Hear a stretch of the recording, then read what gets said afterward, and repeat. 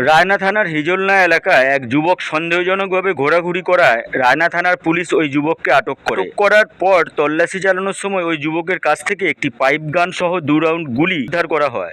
Police সূত্রে জানা যায় ওই যুবকের বাড়ি বর্ধমান শহরের ছোট নীলপুর আমবাগান এলাকায়। ওই যুবকের নাম বাবাই দে ওরফে কানাই, বয়স 24 বছর।